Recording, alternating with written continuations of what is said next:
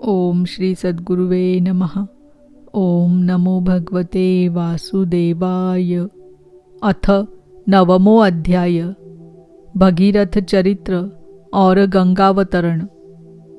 श्री शुकदेव जी कहते हैं, परीक्षित, अंशुमान ने गंगा जी को लाने की कामना से बहुत वर्षों तक घोर तपस्या की, परंतु उन्हें सफलता नहीं मिली।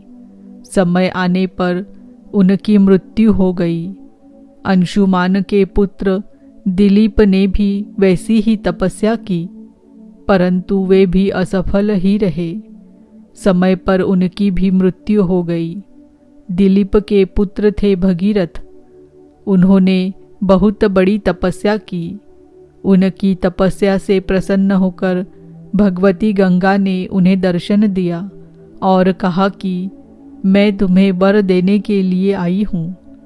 उनके ऐसा कहने पर राजा भगीरथ ने बड़ी नम्रता से अपना अभिप्राय प्रकट किया कि आप मर्त्यलोक में चलिए। गंगा जी ने कहा, जिस समय मैं स्वर्ग से पृथ्वी तल पर गिरूं, उस समय मेरे वेग को कोई धारण करने वाला होना चाहिए। भगीरथ, ऐसा न होने पर मैं पृथ्वी को फोड़कर रसातल में चली जाऊंगी। इसके अतिरिक्त इस कारण से भी मैं पृथ्वी पर नहीं जाऊंगी कि लोग मुझ में अपने पाप धोएंगे, फिर मैं उस पाप को कहाँ धोऊंगी। भगीरथ, इस विषय में तुम स्वयं विचार कर लो। भगीरथ ने कहा, माता, जिन्होंने लोक परलोक, धन संपत्ति और स्त्री पुत्र की कामना का संन्यास कर दिया है, जो संसार से उपरत होकर अपने आप में शांत है, जो ब्रह्मनिष्ठ और लोकों को पवित्र करने वाले परोपकारी सज्जन हैं, वे अपने अंग स्पर्श से तुम्हारे पापों को नष्ट कर देंगे, क्योंकि उनके हृदय में अघर रूप अघासुर को मारने वाले भगवान सर्वदा निवास करते हैं। समस्त प्राणियों के आत्मा रुद्रदेव तुम्हारा वेग धारण कर लेंगे, क्योंकि जैसे साड़ी सूतों में ओत प्रोत है, वैसे ही यह सारा विश्व भगवान रुद्र में ही ओत प्रोत है। परीक्षित, गंगा जी से इस प्रकार कहकर राजा भगीरथ ने तपस्या के द्वारा भगवान शंकर को प्रसन्न किया। थोड़े ही दिनों में महादेव जी उन पर प्रसन्न हो गए। भगवान शंकर तो संपूर्ण विश्व के हितैषी है। राजा की बात उन्होंने तथास्तु कहकर स्वीकार कर ली। फिर शिवजी ने सावधान होकर गंगा जी को अपने सिर पर धारण किया। क्यों न हो, भगवान के चरणों का संपर्क होने के कारण गंगा जी का जल परम पवित्र जो है। इसके बाद राजर्षि भगीरथ त्रिभुवन पावनी गंगा जी को वहां ले गए, जहां उनके पितरों के शरीर राख के ढेर बने पड़े थे। वे वायु के समान वेग से चलने वाले रथ पर सवार होकर आगे आगे चल रहे थे और उनके पीछे पीछे मार्ग में पड़ने वाले देशों को पवित्र करती हुई गंगा जी दौड़ रही थी। इस प्रकार गंगा सागर संगम पर पहुंचकर उन्होंने सगर के जले हुए पुत्रों को अपने जल में डुबा दिया। यद्यपि सगर के पुत्र ब्राह्मण के तिरस्कार के कारण भस्म हो गए थे, इसीलिए उनके उद्धार का कोई उपाय न था। फिर भी केवल शरीर की राख के साथ गंगा जल का स्पर्श हो जाने से ही वे स्वर्ग में चले गए। परीक्षित, जब गंगा जल से शरीर की राख का स्पर्श हो जाने से सगर के पुत्रों को स्वर्ग की प्राप्ति हो गई, तब जो लोग श्रद्धा के साथ नियम लेकर श्री गंगा जी का सेवन करते हैं, उनके संबंध में तो कहना ही क्या है। मैंने गंगा जी की महिमा के संबंध में जो कुछ कहा है उसमें आश्चर्य की कोई बात नहीं है, क्योंकि गंगा जी भगवान के उन चरण कमलों में से निकली है जिनका श्रद्धा के साथ चिंतन करके बड़े बड़े मुनि निर्मल हो जाते हैं और तीनों गुणों के कठिन बंधन को काटकर तुरंत भगवत स्वरूप बन जाते हैं। फिर गंगा जी संसार का बंधन काट दे, इसमें कौन बड़ी बात है। भगीरथ का पुत्र था श्रुत, श्रुत का नाभ, यह नाभ पूर्वोक्त नाभ से भिन्न है। नाभ का पुत्र था सिंधु द्वीप और सिंधु द्वीप का अयुतायु। अयुतायु के पुत्र का नाम था ऋतुपर्ण, वह नल का मित्र था। उसने नल को पासा फेंकने की विद्या का रहस्य बतलाया था और बदले में उससे अश्व विद्या सीखी थी। ऋतुपर्ण का पुत्र सर्वकाम हुआ। परीक्षित सर्वकाम के पुत्र का नाम था सुदास, सुदास के पुत्र का नाम था सौदास और सौदास की पत्नी का नाम था मदयंती।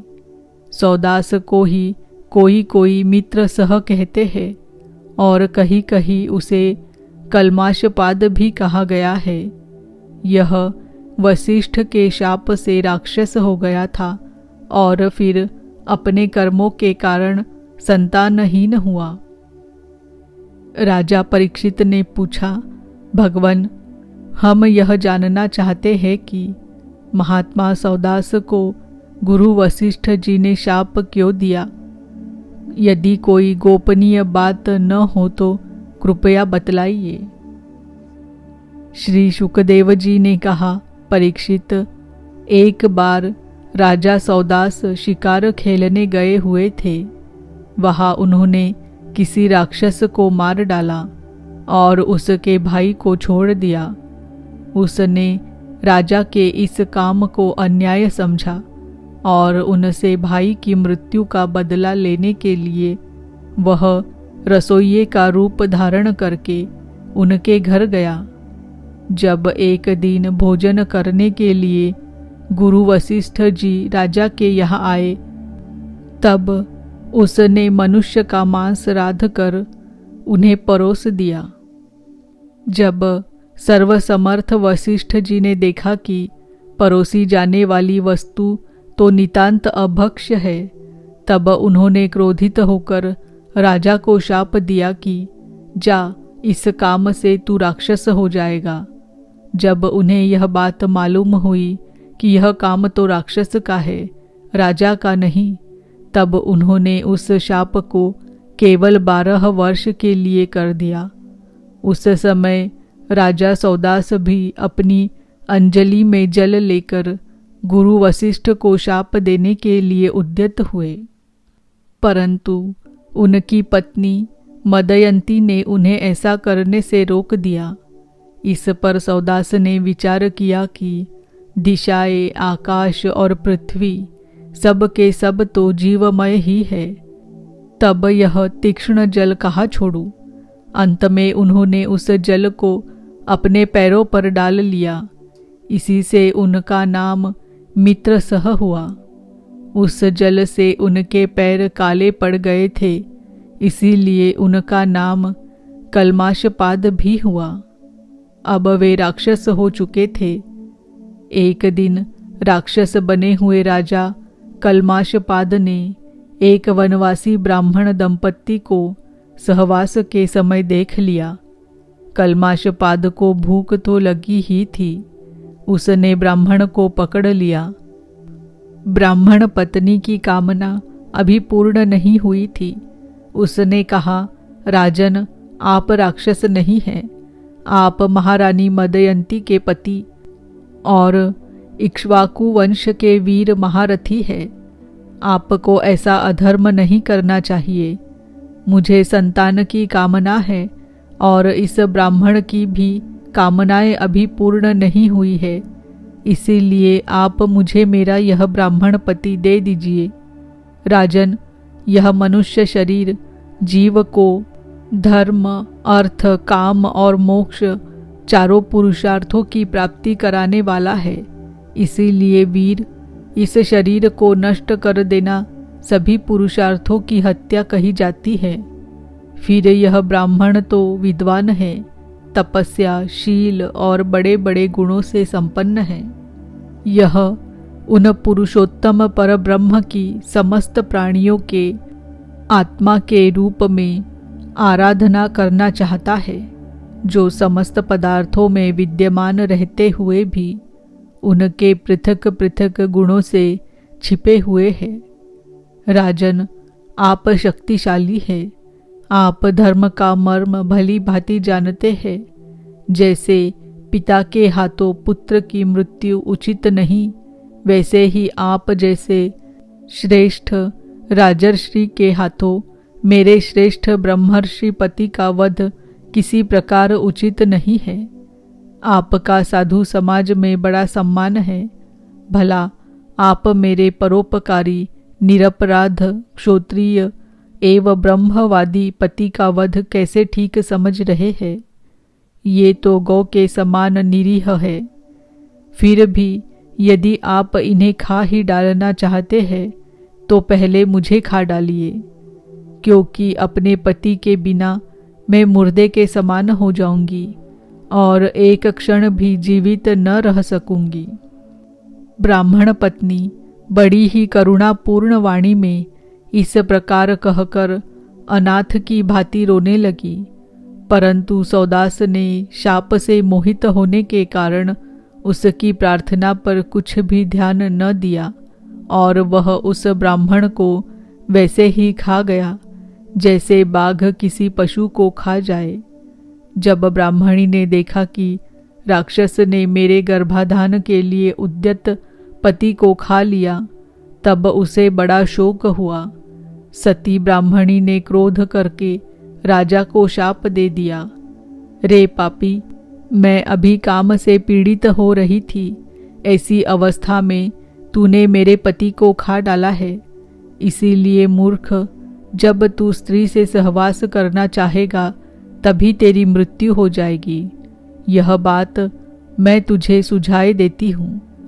इस प्रकार मित्र सह को शाप देकर ब्राह्मणी अपने पति की अस्थियों को धधकती हुई चिता में डालकर स्वयं भी सती हो गई और उसने वही गति प्राप्त की जो उसके पतिदेव को मिली थी।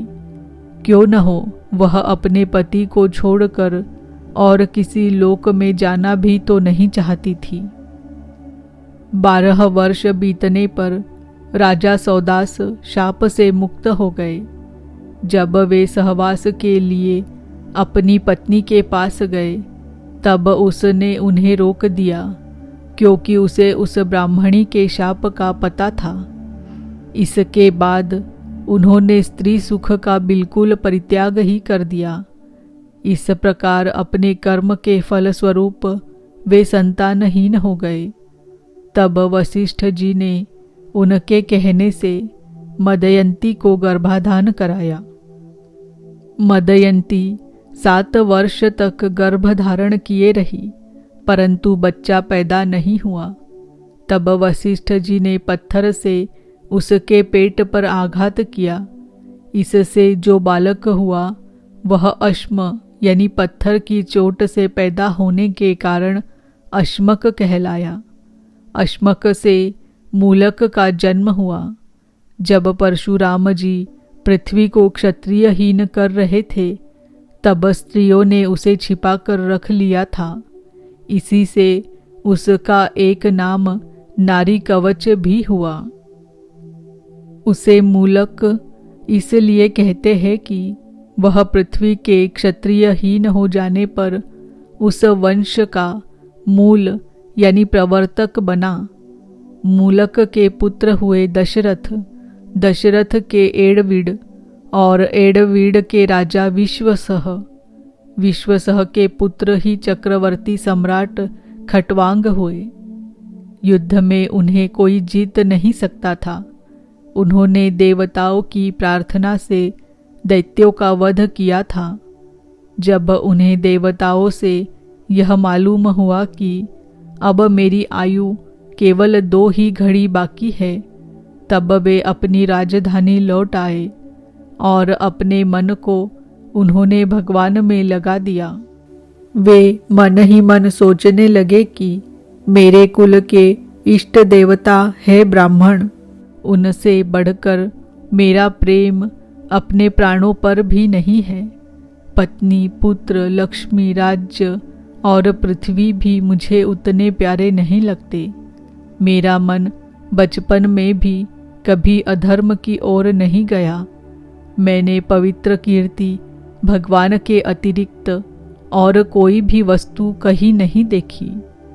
तीनों लोकों के स्वामी देवताओं ने मुझे मुँह मांगा वर देने को कहा, परंतु मैंने उन भोगों की लालसा बिल्कुल नहीं की, क्योंकि समस्त प्राणियों के जीवनदाता श्री हरि भगवान में ही मैं मग्न हो रहा था। जिन देवताओं की इंद्रियां और मन विषयों में भटक रहे हैं, वे सत्वगुण प्रधान होने पर भी अपने हृदय में विराजमान सदा सर्वदा प्रियतम के रूप में रहने वाले अपने आत्मस्वरूप भगवान को नहीं जानते। फिर भला जो रजोगुणी और तमोगुणी है, वे तो जान ही कैसे सकते हैं। इसीलिए अब इन विषयों में मैं नहीं रमता। ये तो माया के खेल है। आकाश में झूठ मूठ प्रतीत होने वाले गंधर्व नगरों से बढ़कर इनकी सत्ता नहीं है। ये तो अज्ञानवश चित्त पर चढ़ गए थे। संसार के सच्चे रचयिता भगवान की भावना में लीन होकर मैं विषयों को छोड़ रहा हूँ और केवल उन्हीं की शरण ले रहा हूँ। परीक्षित, भगवान ने राजा खटवांग की बुद्धि को पहले से ही अपनी ओर आकर्षित कर रखा था। इसी से वे अंत समय में ऐसा निश्चय कर सके। अब उन्होंने शरीर आदि अनात्म पदार्थों में जो अज्ञान मूलक आत्मभाव था, उसका परित्याग कर दिया और अपने वास्तविक आत्मस्वरूप में स्थित हो गए। वह स्वरूप साक्षात परब्रह्म है। वह सूक्ष्म से भी सूक्ष्म शून्य के समान ही है, परंतु वह शून्य नहीं, परम सत्य है। भक्तजन उसी वस्तु को भगवान वासुदेव इस नाम से वर्णन करते हैं। इति श्रीमद्भागवते महापुराणे पारमहंस्यां संहितायां नवम स्कंधे सूर्यवंशानुवर्णने नवमो अध्यायः। ओम नमो भगवते वासुदेवाय। ओम नमो भगवते वासुदेवाय। ओम नमो भगवते वासुदेवाय।